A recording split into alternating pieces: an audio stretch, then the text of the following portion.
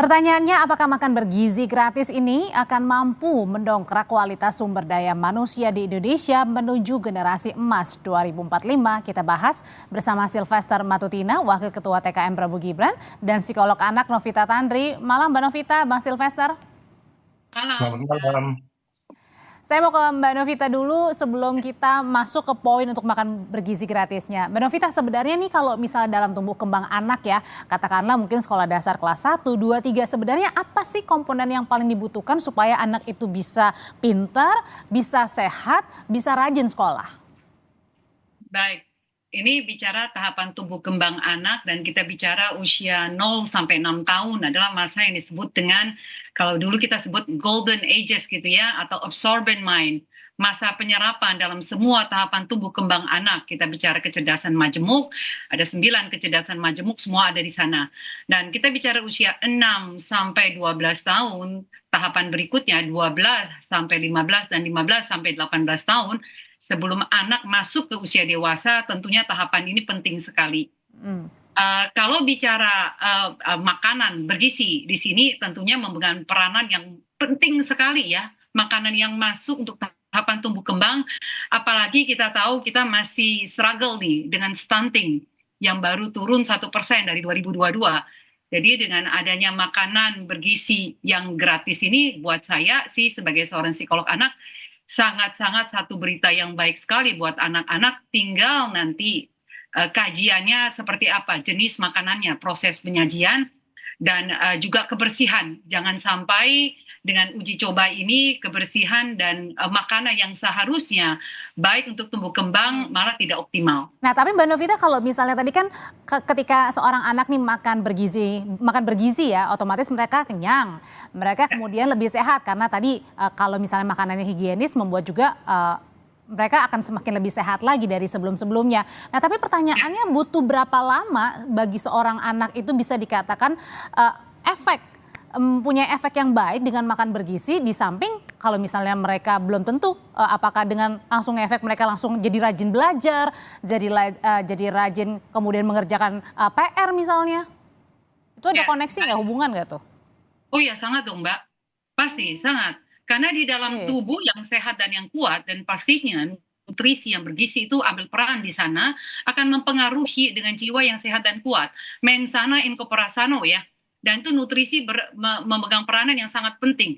Kesulitan belajar, kita bicara tentang konsentrasi, tumbuh kembang anak, belum bicara tentang mental health, semua saling kait mengait ada di sana Mbak. Jadi memang buat saya ini akan menjadi satu berita yang baik sekali untuk mencegah gagal tumbuh kembang Mbak. Akibat kurangnya asupan gizi dan jangka pendek itu bisa membuat perkembangan otak anak akan semakin lebih baik, termasuk dengan kesulitan untuk memusatkan fokus mereka. Jadi ada kaitannya ya dengan makan bergizi dengan anak yang kemudian mau untuk belajar lebih rajin daripada sebelumnya gitu. Sangat ya, walaupun aspek yang lain, faktor yang lain juga mempengaruhi. Bagaimana orang tua hadir di sana, bagaimana sekolah, bagaimana diberikan dorongan. Tidak satu faktor saja, tapi faktor dengan makanan bergizi punya faktor yang besar di dalam konsentrasi belajar anak. Kalau gitu Bang Sylvester, sebenarnya kalau misalnya ini sesuatu hal yang baik, sebenarnya untuk programnya ini targetnya udah diketahui nggak sih usianya, dari usia berapa ke berapa, daerahnya mana saja? Karena kan kalau bicara misalnya Jakarta banyak sekali kalau misalnya kita lihat sekolah dasar kan? Ya, jadi memang target yang direncanakan itu adalah untuk 82,9 juta penerima manfaat ya. Di sini ada dari ibu hamil, balita, TK, SD, SMP, SMA, dan juga pesantren. Tapi karena memang anggaran di 2025 hanya 71,5 triliun, makanya itu akan bertahap.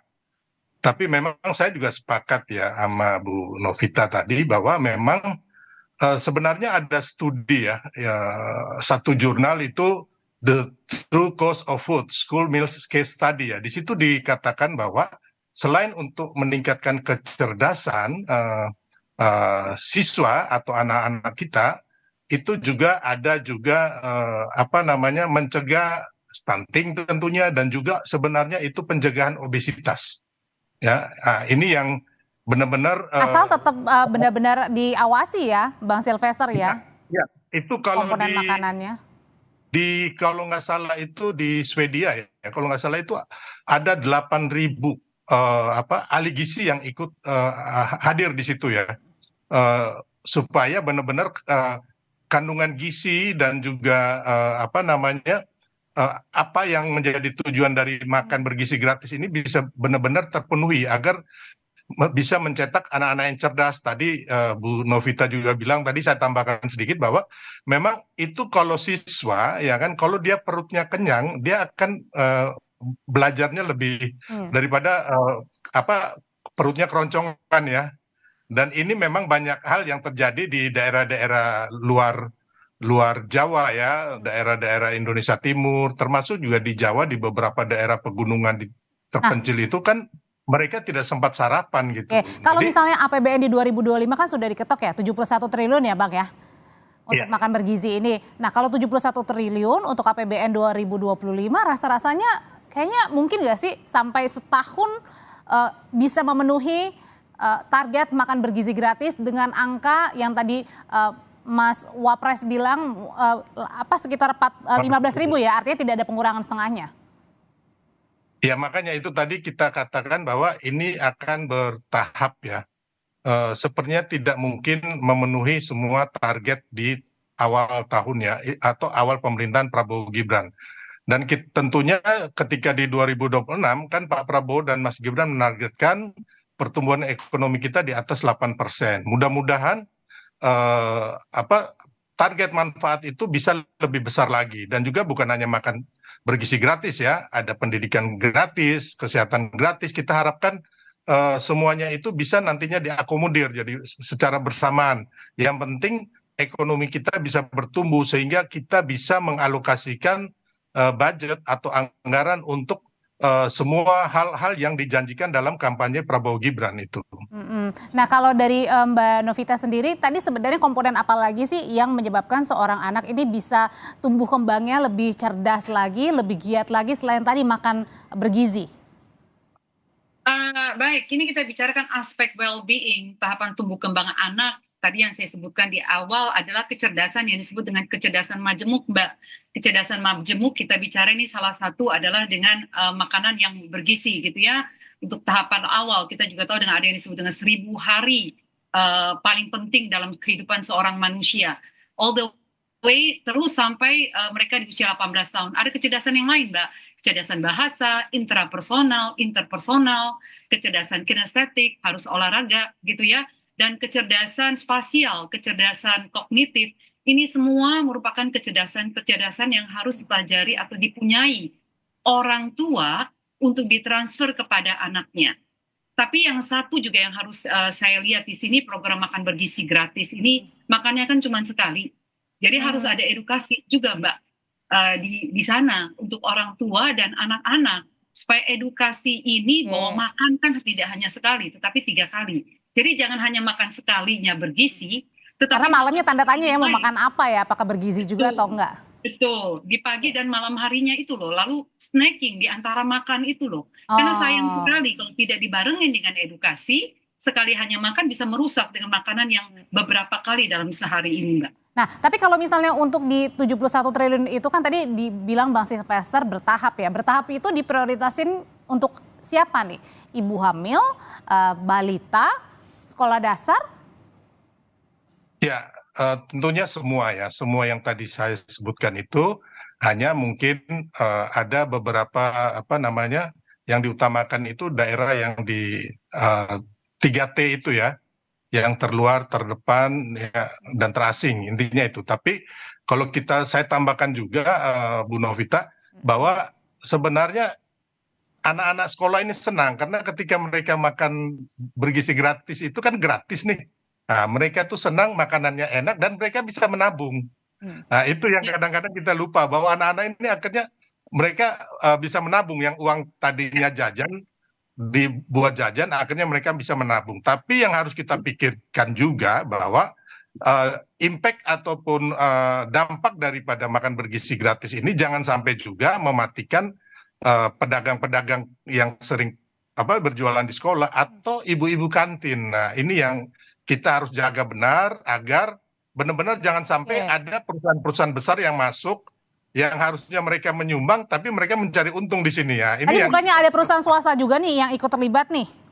Nah, ini yang kita harus sama-sama ya kan masyarakat kita benar-benar pelotot ini jangan sampai akhirnya perusahaan-perusahaan besar ini harusnya kan mereka ada CSR tuh menyumbang ya kan. Tapi akhirnya mereka ngambil dari keuntungan dapat cuan dari sini ya. Ini yang kita juga tidak inginkan gitu. Sedangkan janji kampanye waktu itu bahwa konten lokal ya kan dalam hal ini ibu-ibu ya kan UMKM, pedagang-pedagang kecil itu harus benar-benar dilibatkan. Jadi benar-benar ekonomi ini akan bergerak ke lapisan masyarakat, bukan hanya diambil oleh perusahaan-perusahaan besar ini. Ini yang saya juga itu menjadi catatan ya Bang ya kalau gitu dalam selama masa uji coba ya. Oke. Jangan sampai dikorupsi, intinya itu. Mbak Novita, sebenarnya kalau tadi anggarannya terbatas, dilakukannya bertahap. Kalau dari kacamata Mbak Novita sendiri, harusnya mulainya dari mana nih makan bergizi untuk meningkatkan atau mencapai target Indonesia Emas 2045? Dari ibu hamil atau justru dari anak sekolah, balita? Kalau bagi saya ibu hamil dan anak-anak balita.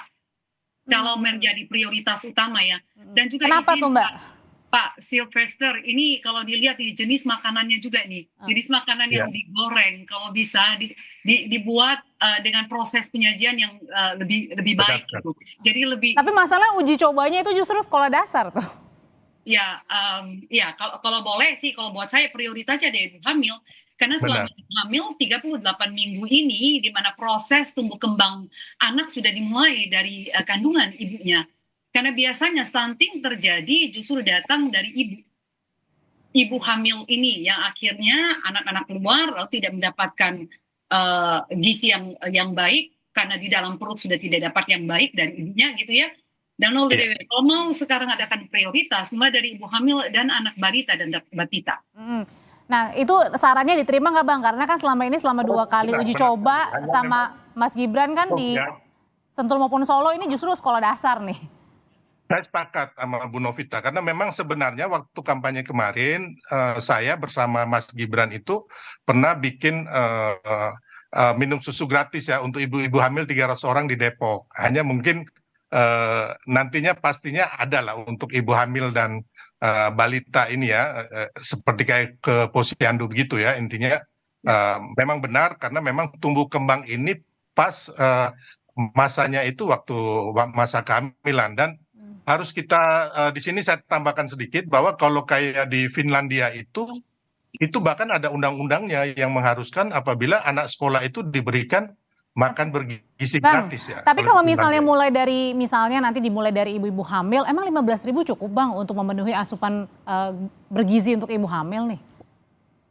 Ya itu kan 15.000 ini kan hanya percontohan untuk makan siang bergizi gratis ya kan.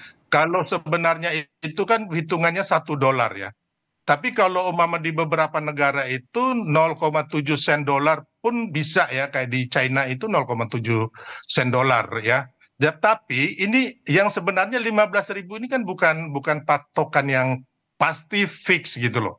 Tapi intinya kira-kira di angka segitu kemarin percontohan kayak di Bogor terus di Tangerang itu dengan 15.000 untuk makan bergizi gratis itu memenuhi 4 sehat 5 sempurna ya. Baik dengan protein, karbohidrat, dan buah, susu itu semuanya sudah tercukupi gitu loh. Jadi kembali lagi mengenai angka ini kan belum fix ya. Hanya yang anggarannya yang 71,5 triliun itu udah hampir pasti mudah-mudahan nanti bisa diketok oleh DPR tanggal 16 Agustus ketika Presiden Jokowi. Apa jangan-jangan ketika Mas Gibran bilang tak boleh pelit untuk anak-anak ini justru bukan hanya dari anggaran yang pemerintah untuk memperlebar makan bergizi ini juga melibatkan perusahaan swasta yang belakangan pada saat uji coba juga dilibatkan juga nih sama Mas Gibran yang termasuk juga ini masuk dalam CSR suatu perusahaan swasta. Ya itulah makanya kita sama-sama pelototin jangan sampai ya kan bukan CSR tapi mereka perusahaan-perusahaan besar ini mengambil keuntungan dari situ. Itu yang kita sama-sama tidak kehendaki. Saya juga memberikan warning yang keras ya, karena memang ada sih yang mencoba. Bukannya lebih ngebantu Bang kalau kayak gitu? Harusnya lebih membantu ya, kalau mereka punya CSR. Takutnya kan mereka dari 15.000 katakanlah ya patokan itu mereka juga ngambil lagi. Ini yang menurut saya lucu gitu loh. Termasuk juga dengan di Solo ini belum dijelasin sebenarnya berapa ya idealnya pada saat Audrey, ya. Audrey boleh Ya. kalau bisa menambahkan, Boleh, sebenarnya untuk punya makanan yang bergizi, Bang Sylvester ya, tidak perlu mahal sebenarnya, memanfaatkan protein kan. Nah kalau kita lihat protein ke sumber protein ke tahu, tempe, telur, itu nggak perlu harus mahal, sebenarnya 15.000 sangat bisa. Asal benar-benar ahli gizinya mampu membagi itu untuk tahapan tumbuh kembang anak. Jadi manfaatkan dengan kita yang ada gitu, dengan sumber seafood gitu ya, makanan laut gitu ya, tahu tempe itu luar biasa dengan variasi yang bisa dilakukan dengan dipepes, di tim gitu ya, di sangrai, itu akan bisa menjadi makanan yang sangat bergizi dan enak untuk dimakan tanpa harus digoreng. Oh itu jadi ya. gini, Mbak Novita, Dikit saja Bang. Mbak Audrey ya, bahwa sebenarnya mengenai harga itu price itu belum fix ya. Karena memang mungkin kayak kemarin di Solo itu diuji coba 7.500 kata wali kotanya cukup ya kan. Tapi kalau di Papua, saya kebetulan punya usaha di Papua ya. Jadi antara Kota Jayapura sendiri dengan pegunungan yaitu di Oksibil atau Kobakma itu harganya disparitasnya sangat tinggi ya. Semen aja satu sak di Kota Jayapura itu mungkin 100.000. Di pegunungan itu bisa 1.250.000. Berarti ada kemungkinan kalau di daerah-daerah tertentu lebih dari 15.000. Ya. Tapi asal jangan membebani ya. Saya yakin 15.000 tidak mungkin itu ya. Karena saya orang yang pernah ke Papua ya. Jangan sampai teman-teman yang belum pernah ke Papua, oh ini 15.000 gitu. Jadi memang ada perbedaan disparitas cost ya. Karena memang tingkat kesulitan dari kita negara yang sangat besar dan luas ini. Gitu. Mudah-mudahan lancar uji coba makan bergizi gratisnya. Tadi ada juga masukan dari Mbak Novita. Kalau boleh dimulainya justru dari ibu-ibu hamil supaya asupan bergizi dimulai pada saat anak itu dikandung oleh seorang ibu. Terima kasih Bang Sylvester, Mbak Novita, sehat selalu. Terima kasih Mbak Audrey, Bu Novita.